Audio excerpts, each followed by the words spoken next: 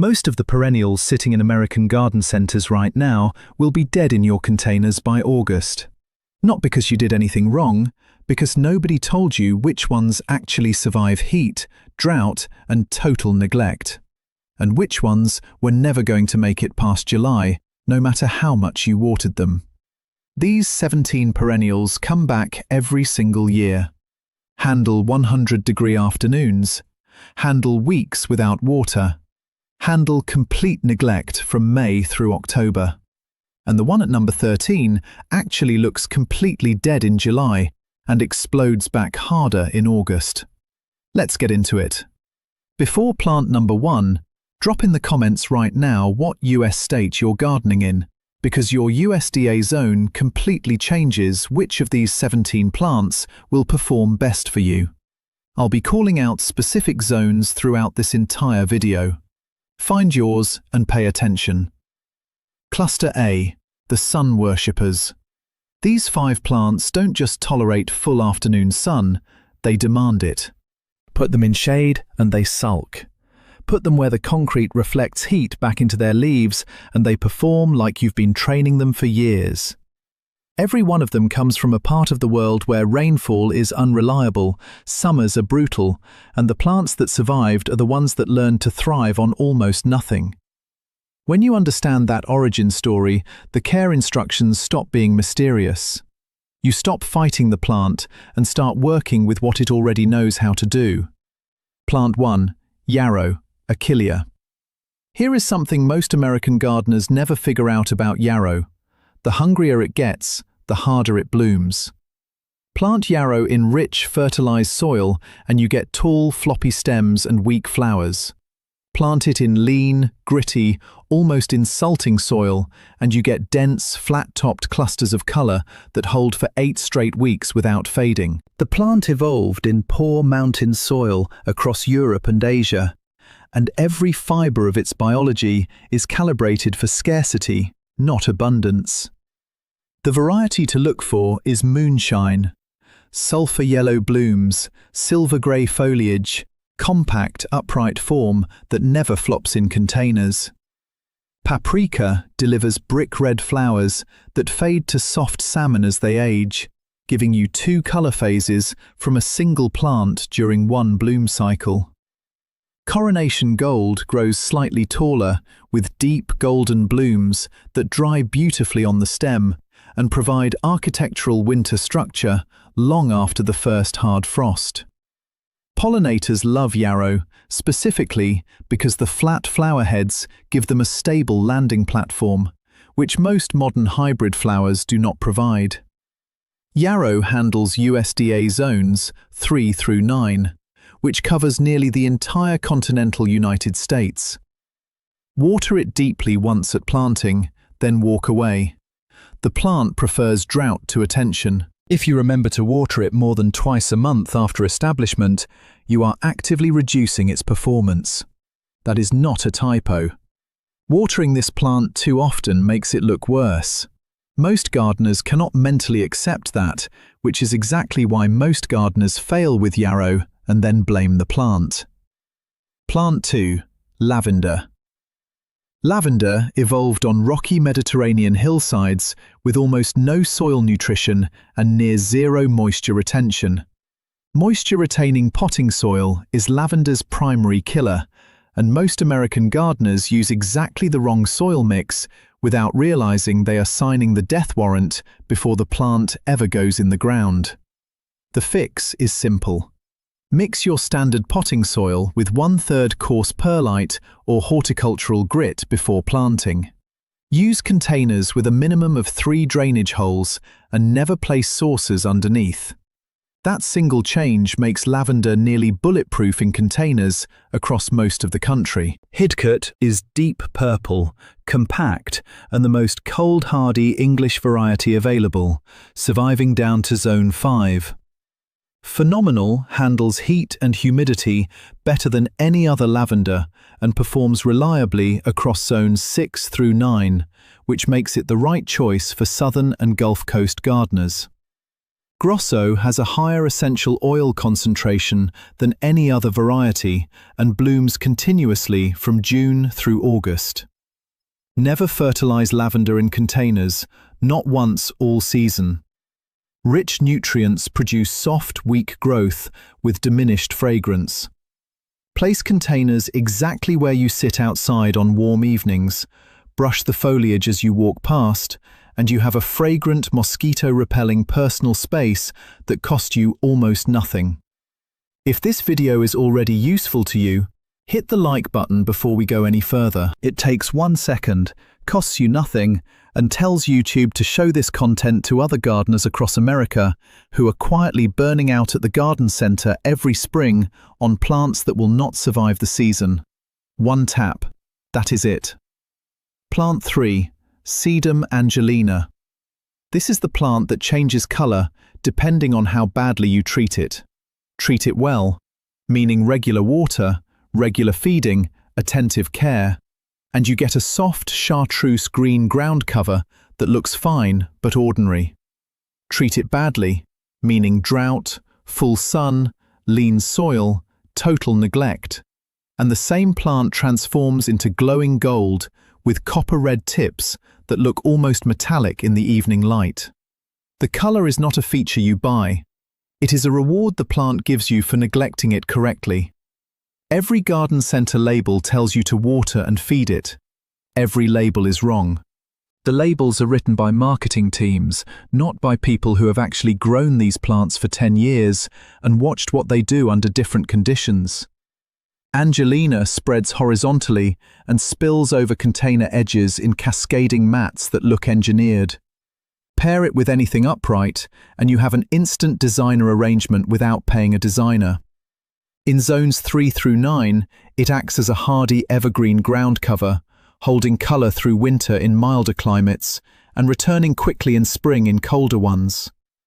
The same plant lives for decades in the same container, with no division required and no replacement cost. Plant 4. Agastache, hyssop. Agastache produces tall spikes of tubular flowers in colors most perennials simply cannot deliver. Sunset orange, electric coral, deep raspberry, soft apricot. Hummingbirds find it within days of placement on your patio. Bees and butterflies follow shortly after. You will have visible wildlife activity around your containers every single afternoon from June through September, and that activity alone changes how the space feels to sit in. The foliage is aromatic. Brush it with your hand and you get a scent somewhere between mint, licorice, and root beer. That same aromatic quality keeps deer and rabbits away completely, with no spray program required. The oils that produce the scent are the same oils that make the plant unpalatable to grazing animals, which is exactly the kind of 2-for-1 biology that makes a perennial worth growing. Blue Fortune is the most reliable variety across American climates, blooming from June through September without a single break. Tango produces deep orange flowers on compact stems that are perfect for smaller containers. Kudos Coral is shorter, denser, and one of the most heat-tolerant perennials available to American gardeners today. Hardy in zones 5 through 10, Agastache needs sharp drainage above everything else. Soggy roots kill it within weeks. Drought never does. Plant 5. Salvia Maynite. Deep violet-purple flower spikes rising above neat green foliage from late May through July, then a second flush from August through September if you cut it back just once. That single cutback, about 10 seconds of work per plant, gives you 2 complete bloom cycles in a single season instead of 1. Salvia is one of the few perennials that genuinely improves with a mid-season haircut. Most gardeners skip it and lose 6 full weeks of color without ever understanding why their salvia underperformed. The cutback signals to the plant that the season is not over, and it responds by producing a second wave of flowering stems within 10 to 14 days. Hardy in zones 4 through 8, Maynite won the Perennial Plant of the Year award for performance reasons that are almost unfair to the competition. It tolerates drought, ignores pests, repels deer, attracts pollinators, and looks intentional from the day you plant it until the day frost ends the season. That closes Cluster A. 5 plants, 0 fertilizer required, 0 daily attention. Now we move into the plants that change shape across the season, and the first one is the plant that doubles in size when you stop feeding it. Cluster B, the shapeshifters. These plants do not look the same in May as they do in August. They transform across the season, and every transformation increases their value in your containers. You are not buying a single visual moment. You are buying 3 or 4 completely different visual moments from the same plant, which means the same dollar of investment produces several times the ornamental return. Plant 6, Baptisia, false indigo. This is the plant I promised you, the one that doubles in size when you stop feeding it. Baptisia has a deep taproot that searches downward instead of outward. When you fertilize it, the plant has no reason to develop that root system. It stays small, weak, and dependent on your attention. When you stop fertilizing entirely and let the plant develop its own root structure naturally, Baptisia doubles in size within 2 seasons and becomes virtually indestructible for the next 20 years. This is the opposite of how most garden plants behave, which is why most gardeners get this exactly wrong. Indigo blue flower spikes appear in May and June, followed by jet black seed pods that rattle dramatically in the wind through fall and winter. Even after blooming ends, the blue-green foliage stays clean and shrub-like through October, without a single sign of stress. Decadence Blueberry Sundae is compact enough for containers and produces deep blue flowers on tight, upright stems. Cherry's Jubilee delivers maroon and yellow bicolored blooms that look genuinely tropical, despite the plant being native to the American Midwest. Hardy in zones 3 through 9, a Baptisia you plant this spring will still be performing in your containers 15 years from now with no replacement required. Plant 7, Amsonia, Blue Star. In spring, Amsonia produces clusters of soft, powder blue, star-shaped flowers that look completely unlike any other early-season perennial. In summer, the plant becomes a clean mound of fine, willow-like foliage. In fall, that same foliage transforms into brilliant gold that holds for almost 6 full weeks before frost.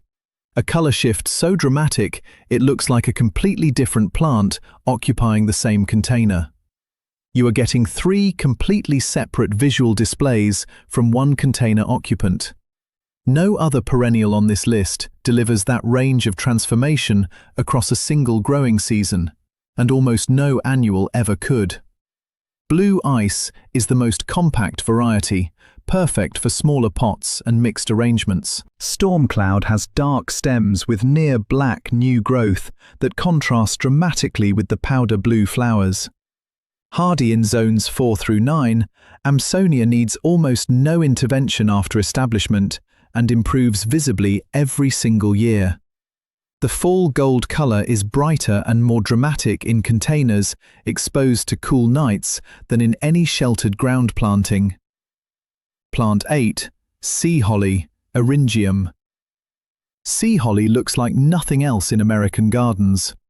Metallic steel blue flowers, shaped like spiked thistles, rise above silver blue foliage on stems that appear almost architectural in their precision. People stop walking when they see it. They ask what it is every single time without fail. The plant evolved on coastal dunes with salt spray, scorching sun, and almost no fresh water available. Your container in full sun with poor soil is closer to its native habitat than any cultivated garden bed in America would ever be. Trying to enrich the soil for sea holly is the fastest way to kill it. Big Blue has the most intense color saturation and the largest flower heads of any cultivated variety. Blue glitter is more compact, with hundreds of smaller flowers per stem instead of fewer larger ones. Hardy in zones 4 through 8, sea holly needs sharp drainage and full sun. Give it both, and it performs like it was engineered specifically for container culture. Plant 9. Penstemon, beard tongue. Tall, slender spikes of tubular flowers in pink, purple, red and white, blooming continuously from June through August with strong hummingbird traffic the entire time. The foliage stays clean and structural even after the bloom period technically ends, giving you visual value into fall. Husker red has deep burgundy foliage that holds its colour from spring through fall, with white flowers that contrast dramatically against the dark leaves. Dark towers takes that concept even further, with near black leaves and soft pink blooms. The contrast between dark foliage and pale flowers on a single plant is something almost no other perennial delivers at this price point.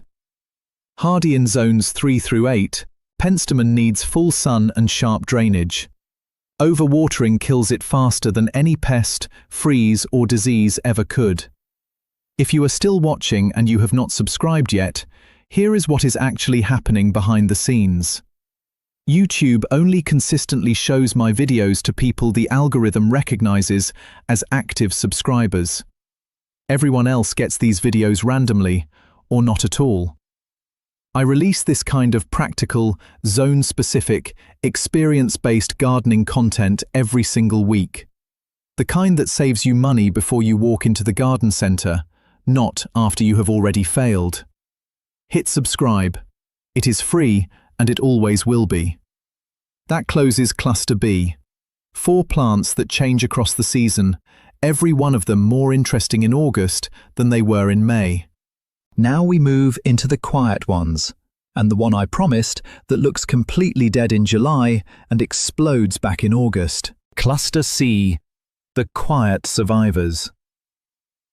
These plants do not announce themselves immediately. They sit in your containers looking modest until the exact moment they do something nothing else in your garden can do. The reward comes from patience, but the patience required is almost nothing compared to the payoff. These are the plants experienced gardeners grow because they have learned that the loudest plant in the container is rarely the most valuable one across a full season. Plant 10. Creeping Thyme. Creeping thyme is the only plant on this list you can actually walk on without damaging it. The foliage releases its scent when crushed, which means brushing past it or stepping near it fills the air with a clean herbal fragrance that biting insects find genuinely unpleasant.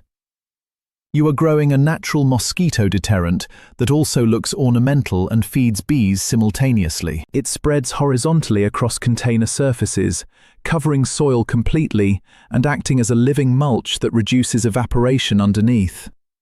Tiny pink or white flowers cover the entire plant from June through August, and bees work it constantly from sunrise through late afternoon.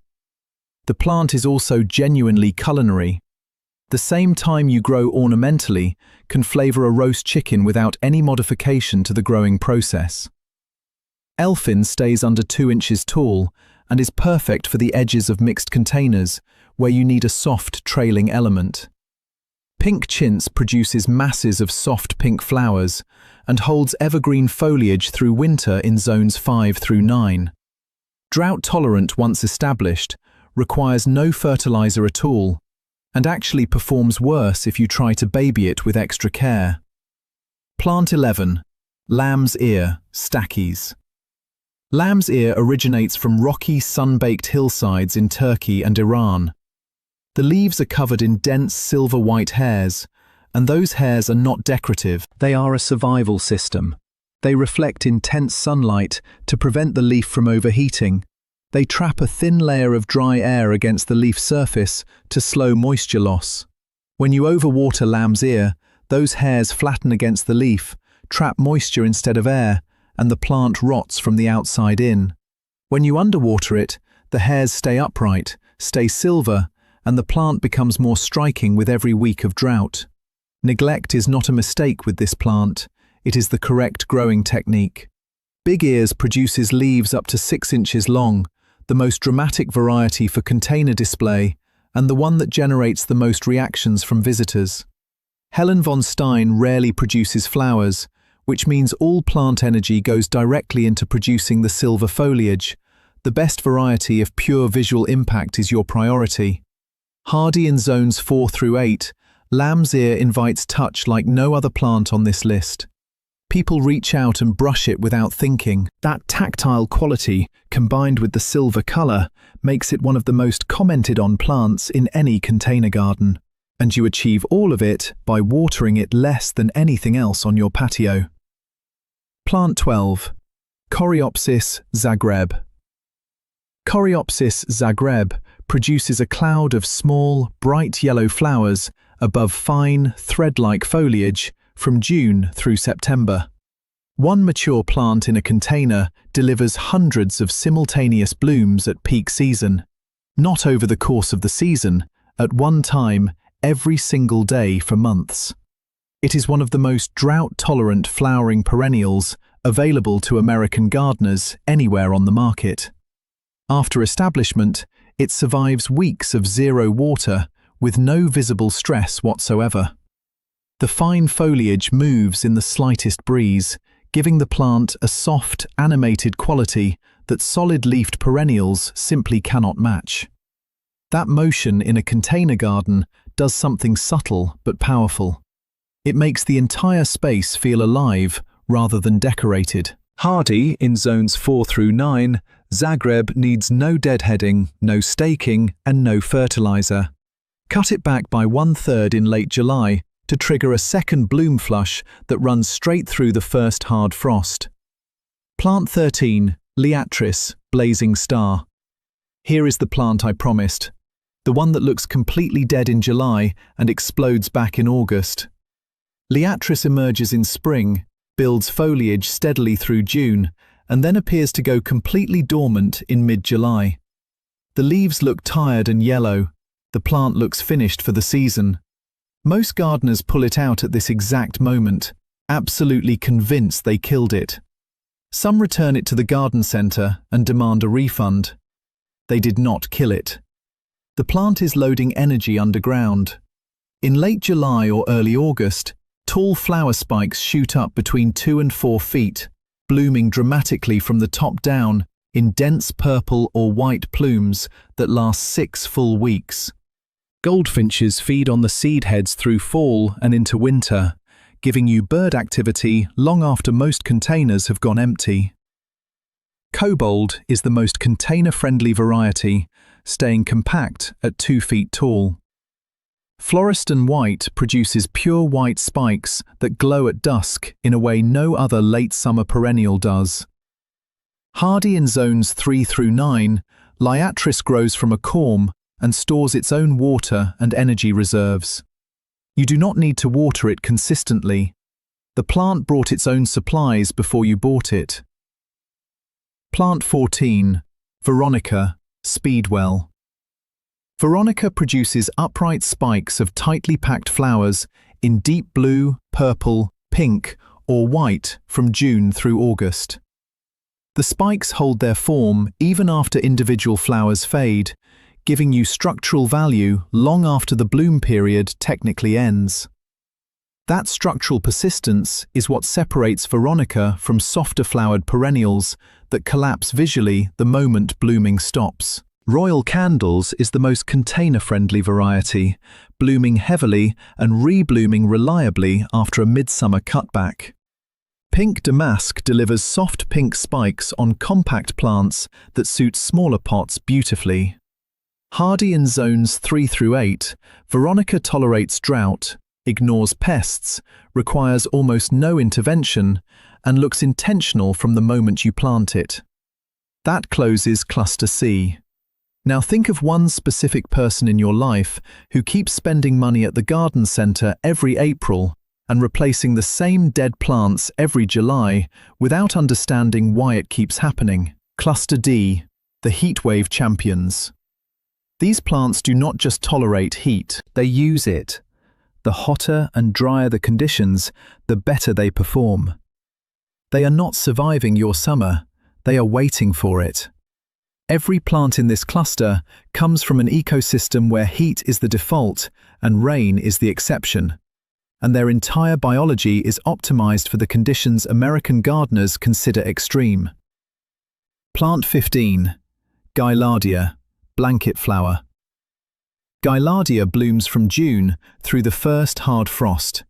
Not 6 weeks of color, 4 straight months of continuous color from a single plant. The flowers are daisy-like, red and yellow, blended in patterns that look hand-painted by someone who knew exactly what they were doing, with no two blooms identical to each other. The plant is so heat-tolerant, it was originally found growing in open prairie sun across the central United States, on rocky soil where almost nothing else could establish. Your container in full afternoon sun on a south-facing patio is exactly the environment it evolved in over thousands of years. You are not stressing this plant by exposing it to brutal sun. You are returning it to its preferred conditions. Arizona sun is compact, reblooming, and one of the most reliable container varieties available in American nurseries.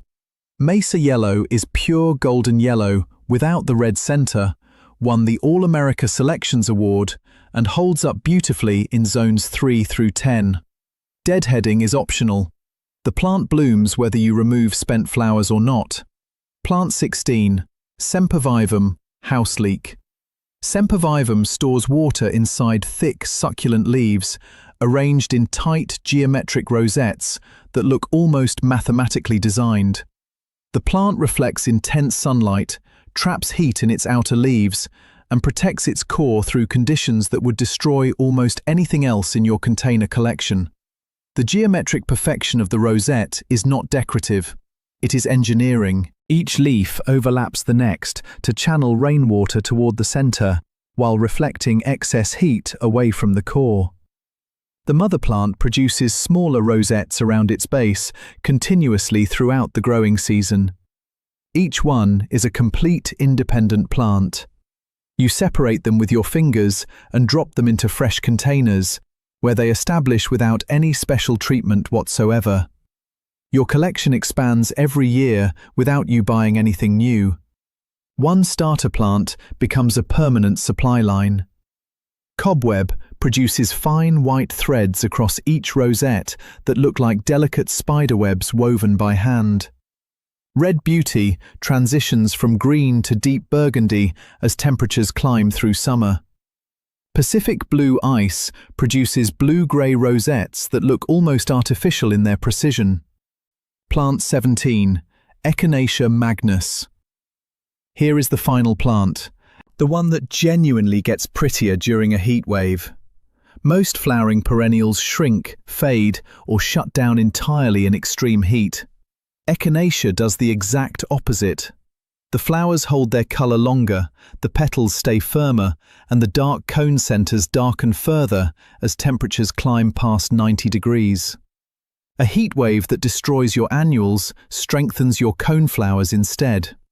The plant photosynthesizes more efficiently in heat than in mild weather, which is the opposite of how most ornamental species respond.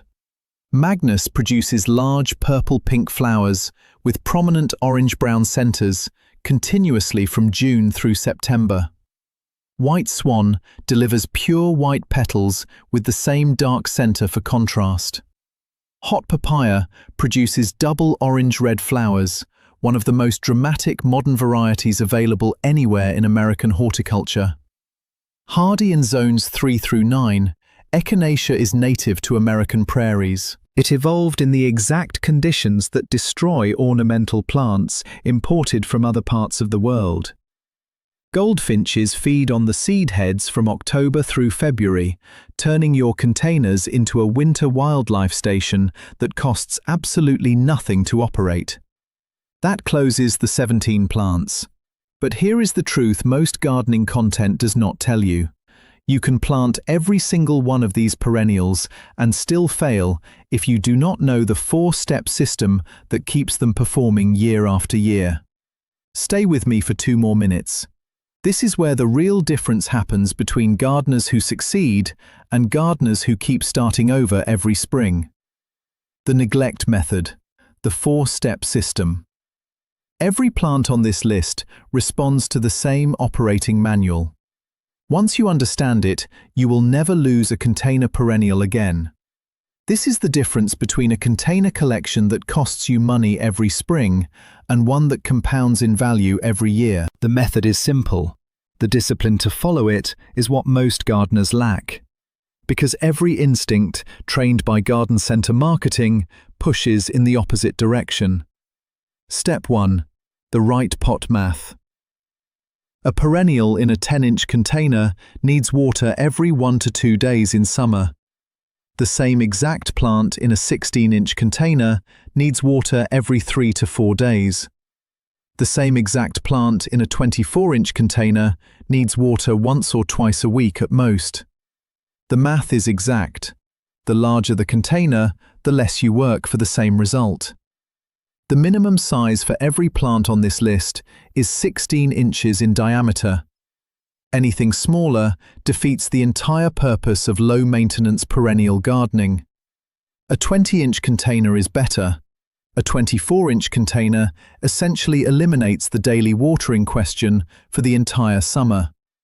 In winter, small containers freeze solid through every inch of soil. A perennial in a 10-inch pot in Zone 5 has almost no insulation between its roots and a hard freeze. The same plant in a 24-inch container has enough thermal mass to protect roots through temperatures that would kill them in a smaller pot. Step 2. The lean soil rule. Standard potting mix is too rich for these plants. It encourages soft, floppy growth, weakens drought tolerance, shortens bloom periods, and reduces winter hardiness across the board. The correct mix for every plant on this list is 40% quality potting mix, 40% coarse perlite or horticultural grit, and 20% compost. That blend drains fast, holds just enough moisture, and feeds slowly through the season without any synthetic fertilizer required. The leaner the soil, the better these perennials perform. Rich soil is a kindness that kills them by encouraging the wrong kind of growth. Mix the soil yourself rather than buying premium pre-blended mixes, because premium mixes are almost always too rich for drought-tolerant perennials. Step 3. The 2-touch year. The total annual maintenance for every plant on this list is 2 interventions. One cutback in late February or early March, taking each plant down to 6 inches above the soil line to remove old growth and stimulate fresh emergence. Step 4. The winter pot position. Where you physically place containers in winter determines whether your perennials survive cold or not. Move containers against a south-facing wall to capture reflected heat through the coldest weeks. Group containers together so each pot shelters the others, creating shared thermal mass across the collection. Lift containers off concrete by placing them on bricks or pot feet. Concrete pulls heat directly out of the soil and freezes roots faster than open air ever does. These 4 steps applied together turn a container collection from a seasonal expense into a permanent feature of your home that improves every year without additional investment. You just gave me 20 minutes of attention. That is the longest single block of time these plants will ever ask of you. From this point forward, the relationship is entirely one way. You plant them once, set them up correctly using the 4-step method, and they give back every single season for years to come. Most gardening advice asks you to invest time forever. This list asks you to invest time once. Save this video so you have it ready when you walk into the garden center this spring. Subscribe to the channel so the upcoming container winter prep video reaches you before the first freeze, not after you have already lost plants. And in the comments, tell me one thing. Which cluster matched your climate best? A, B, C, or D? One letter. That is all I need to know what to cover next on this channel. while your neighbor is still out there every morning, watering pots that are going to fail by August anyway. Your containers will be quietly doing the work for you. That is the entire point of this list. Now go fill those containers.